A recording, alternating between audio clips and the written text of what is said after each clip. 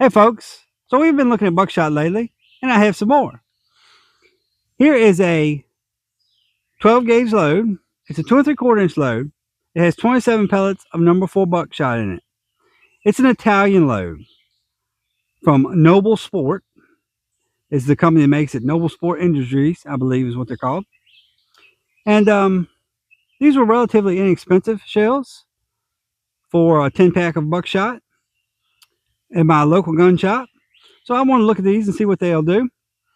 We're going to be shooting a 3-shot group from 30 yards here at a 12-inch bullseye target. All right, so here we have the shell breakdown for the Noble Sports 2 3/4 inch 12 gauge number 4 buckshot load.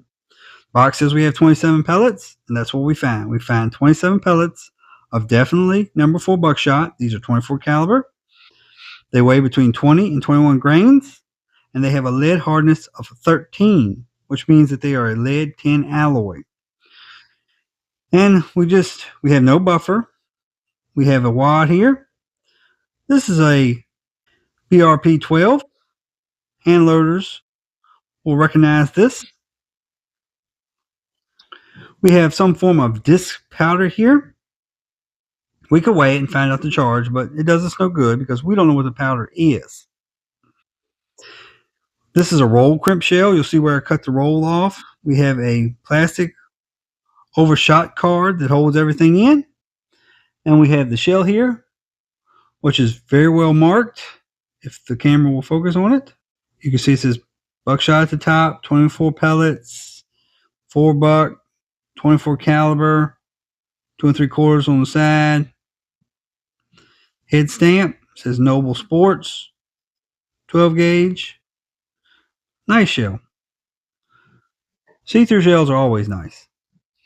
Now, let's go back to the wad for a second and the powder combination. I want you to see this here. Now this wad powder shell combination, we're having a lot of powder migrate past the wad up into the shot column. You see it up there. This amount of powder migrating past the wad isn't going to hurt anything. It's not enough to hurt anything. But we really want our powder behind our wad to propel our lead downrange so that we can take care of critters.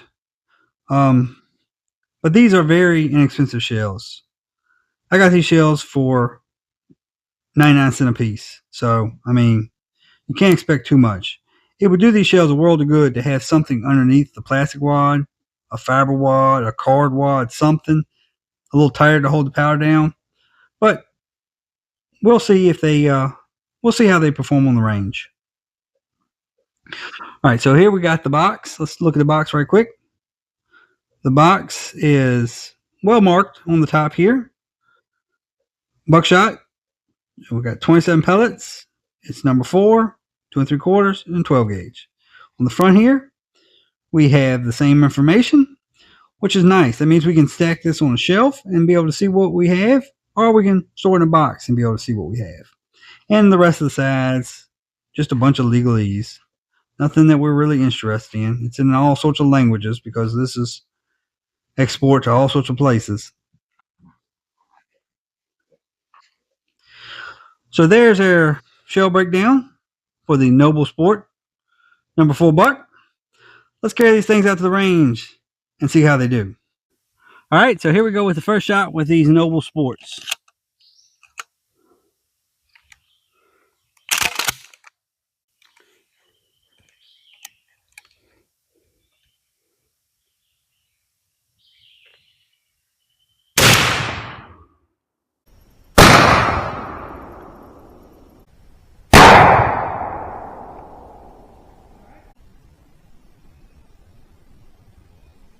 All right, so we're going to go down there and we're going to sticker these and see what we got. And we're going to shoot 2 more and then we'll look at the target. Holy cow, that went a long ways. Let's take our second shot with this Browning pump shotgun and our Kick 660 choke.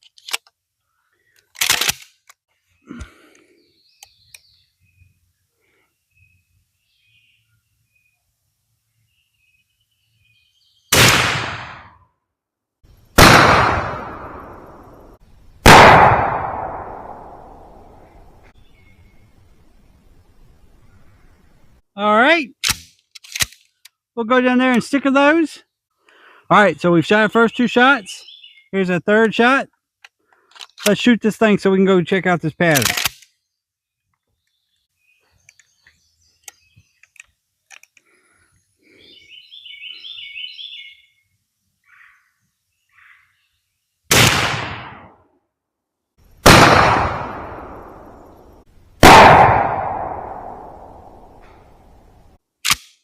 All right, we're gonna sticker it, and then we'll look at the pattern and see what we think about these Italian-made buckshot. All right, so here we have the target that we shot with these Noble Sport, these Italian-made buckshot. This is a 2 3/4 inch 12 gauge load. It has 27 pellets of number 4 buckshot in them, and they're moving at 404 meters per second because they were made in Italy. Around here, we'd say that's 1,325 feet per second.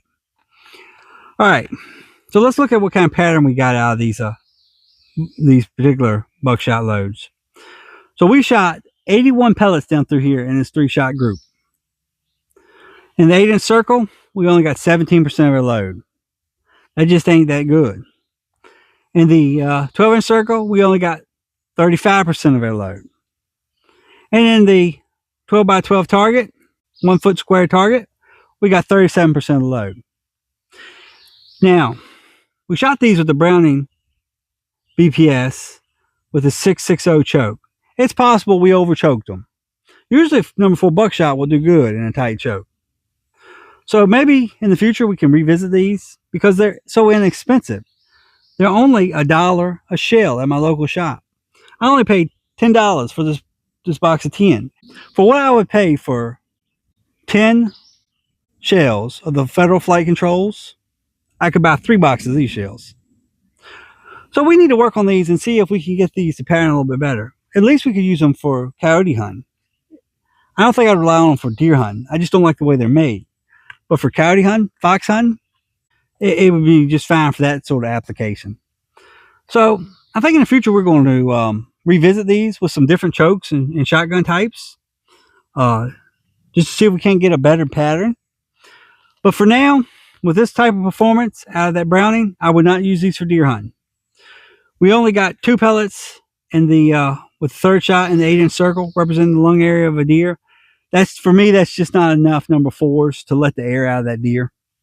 So I wouldn't rely on them. We did better with the 1st and 2nd shot. We got 6 and 5 pellets, but still, I think we can find a better combination in the future than that Browning and that 660 choke. So keep an eye out for these in the future on the channel. Until next time, y'all stay safe in the deer woods, and God bless. Okay, I gotta take a sip of my camouflage Diet Dr. Pepper. It's gross. Sometimes you just gotta camouflage a little bit of everything. Like, there really is no such thing as too much camouflage, even if it's on your Diet Dr. Pepper.